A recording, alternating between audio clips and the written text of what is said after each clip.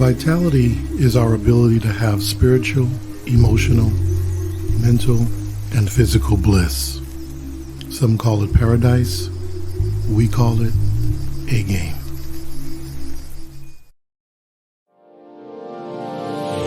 Hey all my Crimsonites, and welcome to the Crimson Cure channel, where we embrace our femininity, increase our womanly value, and celebrate our brothers. So join me on our feminine journey to learn, heal, and grow.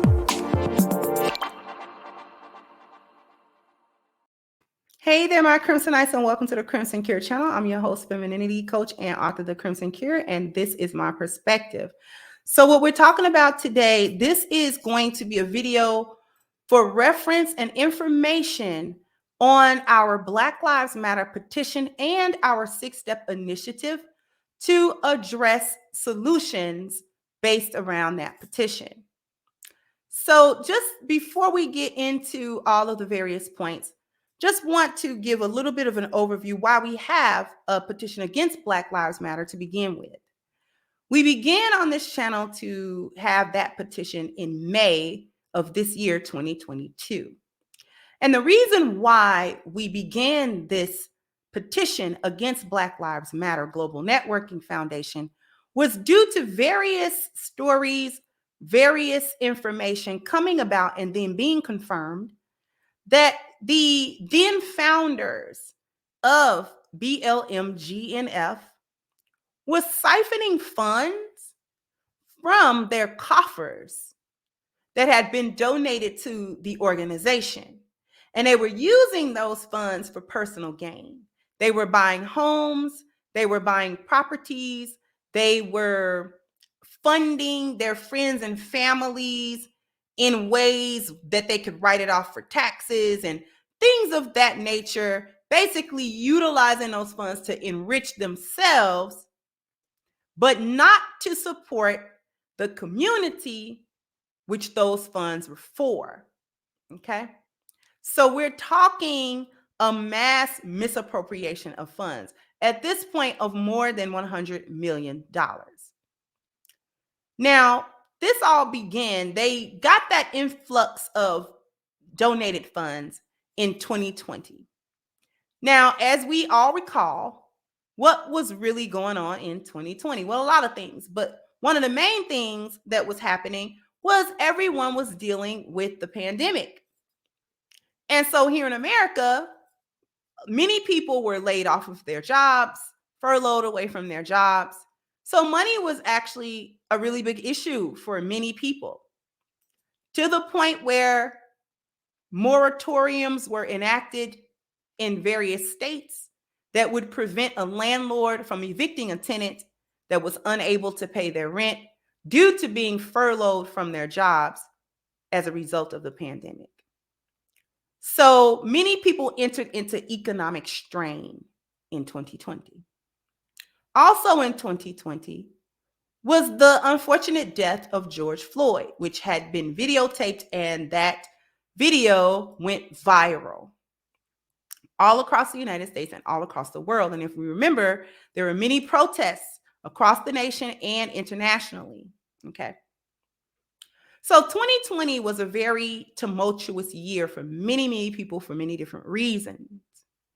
Now, Black Lives Matter as an organization had existed prior to, but 2020 is when they actually received a large influx of money being donated to that cause, to the cause of Black Lives Matter, because many people believed that this organization was in a position to actually support victims, their families, support with court costs, legal fees, funeral fees, and just general support, not only for the families of victims, but for the communities at large as well.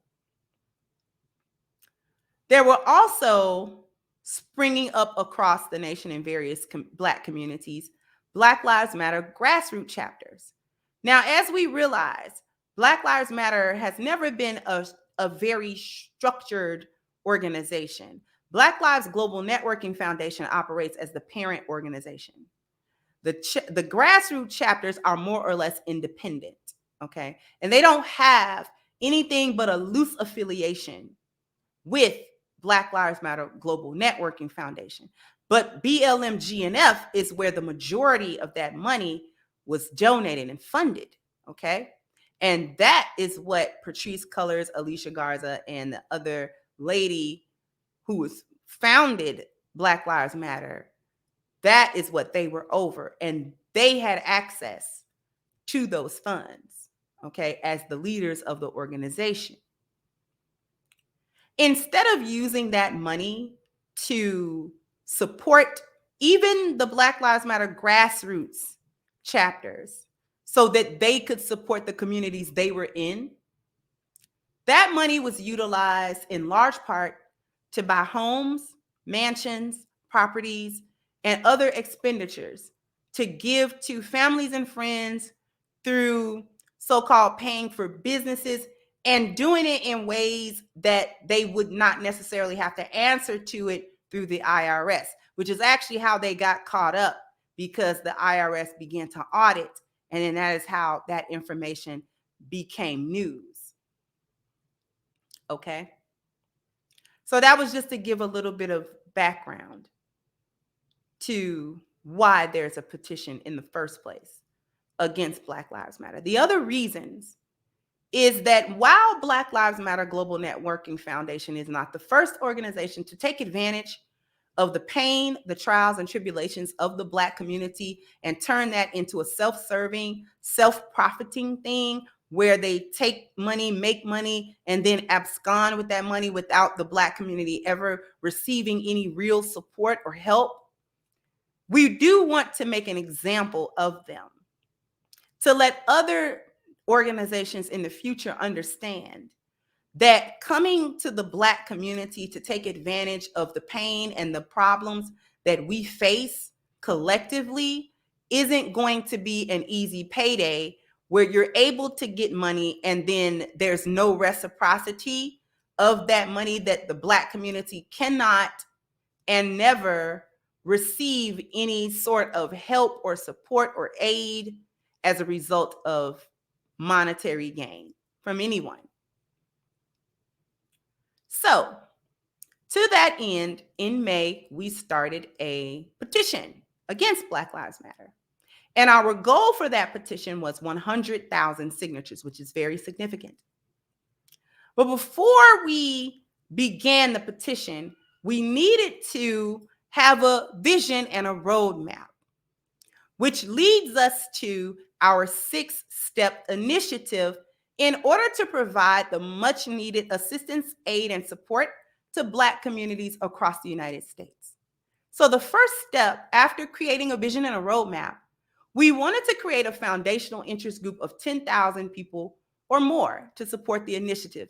That is the initial 10,000 signatures. And you see that's a beautiful green check mark, which means that we accomplished that milestone. And we still have other milestones to go, because right now I'm imploring everyone to sign the petition so that we can get to 15,000 signatures and so on and so on. So what that does is that leads us to step 2, which is to circulate a global press release of the petition with many more to follow. Now, a couple of weeks ago, I actually read what is going to be the first of many press releases. And right now, I'll take the time to do that again so that everyone will understand what it is that we're seeking and what it is that we're doing. So, Ms. Kendra Davis has amassed signatures to stop Black community mistreatment, misappropriation of funds, a petition against Black Lives Matter. Ms. Davis's petition highlights the following concerns. To date, Black Lives Matter has benefited from the support of corporations and people globally, resulting in over $90 million of funding. A significant amount of this money was used to purchase houses for the female founders, only for their personal gain, while the Black community continues to suffer and countless heterosexual Black men continue to die violently and prematurely. Outrageously, Black men's faces, experiences, and deaths have been used as bait for defrauding the masses. Black Lives Matter collected money earmarked for helping victims' families and diverted it for the advancement of the 3 Black female founders. Currently, there has been no positive change for the Black community or for Black men. This petition is a campaign against the self-serving actions of BLM, which operate at the complete exclusion of Black men and without any genuine interest in the Black community, particularly the lives of Black men. This campaign is seeking changes in the organization in 3 critical ways. Number 1, placing heterosexual Black men in Black Lives Matter leadership. Number 2, providing documentation showing that the funds were given to the families affected by the brutality that BLM claimed to champion. And number 3, demonstrating transparency and accountability for the use of over $90 million. Black men are seen as the protectors and providers of the community, a role they highly respect and regard. Black men are outraged and disheartened at the historical and current treatment of Black men and communities, particularly the devaluing and senseless killing of men. These men are sons, brothers, fathers, and husbands. Strategic plans must be created and implemented to form and support the Black community's self-awareness, self-reliance, and self-governance. The starting point for these landmark changes is instilling a system of values in individuals, families, and communities. Ms. Davis uses her YouTube channel to discuss the critical need of valuing ourselves and adopting a value system. The foundation of her work is based on Dr. Spencer Holman's 10 life values, which are number 1, spiritual, number 2, health, number 3, family, number 4, appearance, number 5, dwelling, number 6, mobility, number 7, education, number 8, profession, number 9, leisure, and number 10, wealth values. Our community is asking that our lives not be disrupted continuously and that we are empowered to begin eradicating the destructive patterns sweeping through our communities so that we can collectively revive, replenish, and restore our values to create lives of excellence. The BLM movement wanted to demonstrate that Black women could provide the leadership, provision, and protection needed for the Black community. However, that movement backfired and failed miserably. Instead of fulfilling promises, the provision given in the sum of over $90 million on behalf of the Black community was misappropriated. Funds were used for personal gain with no protection nor leadership provided, and sadly, the killing of Black men and the injustices they suffer continue. Consequently, we are asking that Black Lives Matter formally and publicly turn over the reins over to heterosexual Black men who are charged with supporting the very community they pledged to support and protect, yet abandoned. Additionally, the Black men such as Trayvon Martin, Michael Brown, Eric Garner, Freddie Gray, and George Floyd, whose deaths in 2013, 2014, 2015, 2016, 2020, and many other years need to be acknowledged. The injustices they suffered resulting in their deaths were the catalyst for starting this movement in 2016. The lives and deaths of these Black men continue to highlight the ongoing problems in our country. This funding ploy was used as bait to entice and encourage corporations and individuals to support their movement, which was intended to end the brutal killing of Black men. These atrocities did not stop, as Black men continue to experience the injustices that have been suffered over the years up to the present. Unfortunately, BLM's misappropriation of funds has created further division and mistrust between Black communities and the corporations that gave them money. BLM squandered a great opportunity to evoke positive changes for Black men. This could have enabled Black men to heighten support and influence change for the community. Please join the movement in championing the cause to hold Black Lives Matter accountable for the misappropriation of funds by signing the petition. Okay, so that would be the first of many press releases. After the press release, we want to have step 3, which is to nominate a national leader for the initiative. As I've said before, you can think of this person as a spokesperson that is going to represent this initiative both nationally and internationally. And the person selected will be a red pill Black man who has a history of serving, has the best interests of our communities at heart, and knows how to navigate both social and political waters. At this moment, an in-depth criteria has been established and a few candidates are currently being vetted. So we are actively looking for and vetting men, Black men, who would be best suited for this wonderful initiative and taking part in it. Step 4, and all while we're doing this, we're going to continue to keep building awareness to grow the petition to more than 100,000 signatures. This is going to happen as we release these press releases, as our spokesperson makes their way around the nation and gets more eyes and more attention and more awareness on this petition and on this initiative. This is going to help us to keep building that awareness. This is going to lead to step 4, which is connecting with other individuals and groups to support the needs of our community. This is where we reach out to the grassroots chapters of Black Lives Matter in various cities across the United States. Because as I stated before, many of these chapters are operating independently. Some of them are small, others may be larger and may perhaps a bit more efficient. But either way, our intent and our goal is to reach out to them and to connect with them in order to speak with them and get a sense of what kind of support they actually need, which will help us to formulate our plan on how we're going to practically support them. But one of the main ways that we are going to support them and anyone else that we contact for this initiative is going to be introducing the 10 life values within these organizations, within these communities. And what that does is that connects the Black community to every area of life. Because what we're trying to do is we're trying to bridge the gap that oftentimes we experience in the Black community away from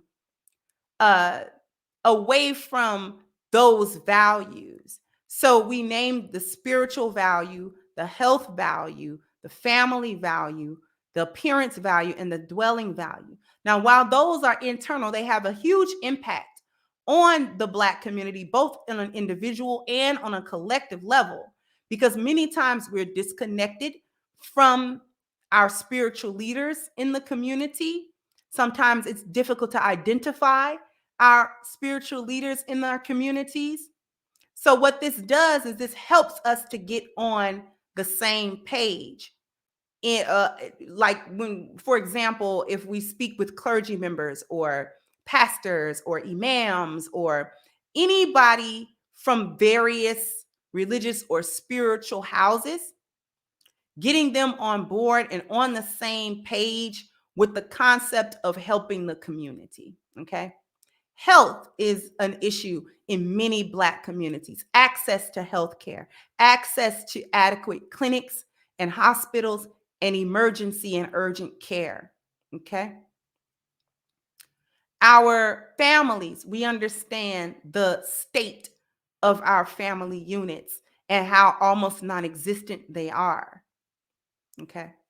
Our appearance value, how we appear to the world and how we appear to ourselves. Many times we don't have adequate access to clothing stores, to different resources that would help us to improve our appearance values, okay? And finally, dwelling, housing becomes an issue. What's the state of our housing? You know, how do we receive funding to help those of us who don't qualify for government assistance and yet still are caught in a level of poverty to improve their dwelling circumstances? The next 5 is mobility, education, profession, leisure, and wealth. The Black community at large has issues in all 5 of those external areas. So what we intend on doing is introducing the concept of the 10 life values in a practical way so that we can begin to live lives of excellence in our community, to understand where we are and where we need to go. The next step, number 5, is to incorporate a proven success model to build our communities across America. Well, that includes what I just spoke about, introducing the 10 life values concepts to our various community leaders. But also, we have a blueprint that has been proven to work over the last 20 to 25 years in helping to build communities all across the United States. And number 6, to use the funds retrieved to help Black men affected by injustice. And when we say funds retrieved, what we're speaking about is the fact that there are some grassroots chapters of Black Lives Matter that are filing lawsuits against Black Lives Matter Global Networking Foundation. Any funds recouped from such lawsuits would then be utilized in order to actually support the grassroots chapters, support community leaders, support community activists, whether they are groups or individuals, coming together to actually bridge those gaps and to assist the community in real and tangible ways that everyone can see and experience. And in this way, we are holding Black Lives Matter accountable. Okay? So I hope that that was helpful for everyone. Just wanted to take a few moments to truly explain what we plan to do. And this is a wonderful opportunity and a wonderful way for everyone to get involved with actually helping our communities. So hopefully that was helpful to everyone. I want everyone to, if you would like to now sign that petition, the link is in the description box. Please sign it, share it, contribute to it if you can. Also get down in the comment section and let me know what you think.